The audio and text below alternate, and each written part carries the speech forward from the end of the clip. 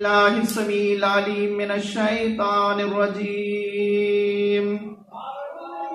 بسم الله الرحمن الرحيم. الحمد لله رب العالمين. الصلاة والسلام على رسوله الكريم وعلى بيته الطيبين الطاهرين المعصومين الغر الميامين المنتجبين المكرمين الذي أذهب الله الرجس وطهرهم تطهيرا. ورحمة الله على أحبابهم وأصحابهم وشيعتهم ومواليهم أجمعين. أما بعد، بسم الله الرحمن الرحيم. وأقيموا الصلاة ولا تكونوا من المشركين.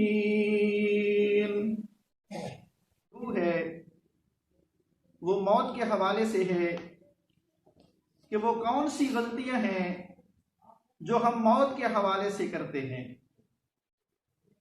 سب سے پہلی غلطی جو ہمارے ہاں موت کے حوالے سے کی جاتی ہے کہ جب کوئی شخص مرنے کے قریب ہوتا ہے، ہاسپٹل میں داخل ہوتا ہے، تو ڈاکٹر صاحبان یہ کرتے ہیں کہ اس کو ایک ایسا انجیکشن لگا دیتے ہیں جس سے وہ شخص بے ہوش ہو جاتا ہے اور اسے مرنے کا پتہ بھی نہیں چلتا.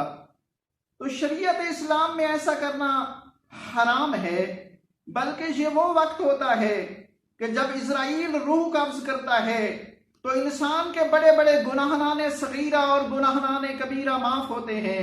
لہٰذا ہمیں چاہیے کہ ہم ایسی غلطی نہ کریں. اور جب ہمارے ہاں مرنے والا موت کے قریب ہوتا ہے تو ہم اپنے چھوٹے چھوٹے بچوں کو اس کے پاس لے جاتے ہیں اور پھر پوچھتے ہیں کہ بابا جان یہ کون ہے، دادا جان یہ کون ہے. تو ہمیں ایسی غلطی نہیں کرنی چاہیے، بلکہ یہ اس کا وہ وقت ہوتا ہے جب اس کا رابطہ اللہ کے ساتھ ہوتا ہے. اور اس وقت ہمیں چاہیے کہ ہم اسے کلمہ طیبہ کی تلقین کریں، کلمہ شہادت کی تلقین کریں، اور اسے یہ بھی نہ کہیں کہ کلمہ پڑھ، خدا نہ کرے اگر اس نے کہہ دیا کہ میں کلمہ نہیں پڑھتا تو وہ دائرہ اسلام سے خارج ہو جائے گا. تو ہمیں چاہیے کہ ہم اس کے ساتھ بیٹھ کر اس کے سامنے کلمے کو دہرائیں، کلمہ شہادت اشہد ان لا الہ الا اللہ وحدہ لا شریک لہ واشہد ان محمدا عبدہ ورسولہ. جس طرح ہم دہرائیں گے تو ہمارا جو مردہ دنیا سے جانے والا ہے وہ بھی اس کو دہرائے گا اور اللہ کے ہاں وہ کامل ایمان لکھا جائے گا. اور پھر ہمارے ہاں یہ ہے کہ مرنے والا جب مر جاتا ہے، خاص طور پر جب خاتون ہوتی ہے اور اس کا جنازہ پڑھا جاتا ہے، جنازے کے بعد اس کے جو محرم ہوتے ہیں وہ تو اس کا منہ دیکھ سکتے ہیں اس لیے کہ محرم ہے، لیکن نامحرم بھی اس خاتون کا منہ دیکھنا شروع کر دیتے ہیں. اسلام میں یہ چیز ناجائز ہے، اسلام میں یہ چیز حرام ہے. اور بعض لوگ یہ بھی غلطی کرتے ہیں کہ ایک بیچارہ باپ ہے، بوڑھا ہے، کئی دنوں سے بستر بیماری پہ پڑا ہے اور اس بیچارے نے پاکی نہیں کی، تو اولاد کا یہ فرض ہے، بیٹوں کا خصوصاً، کہ اپنے باپ کی وہ پاکی کریں. کیوں؟ اس لیے کہ جب وہ بیچارہ مر جاتا ہے اور مرنے کے بعد ہم سے پوچھا جاتا ہے مولانا ہمارے باپ کی پاکی بڑھی ہوئی ہے، ہم کیا کریں؟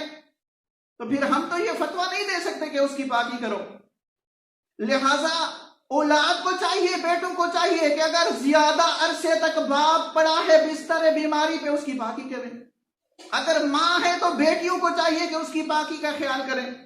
تو یہ ہمارے ہاں ایسی غلطیاں ہیں کہ جس کو ہم نظر انداز کر دیتے ہیں.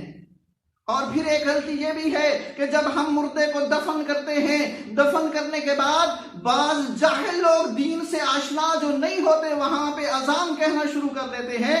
تو اس وقت اذان کہنے کی ضرورت بھی نہیں ہے. وَمَا إِلَيْنَا إِلَّا الْبَلَاغُ.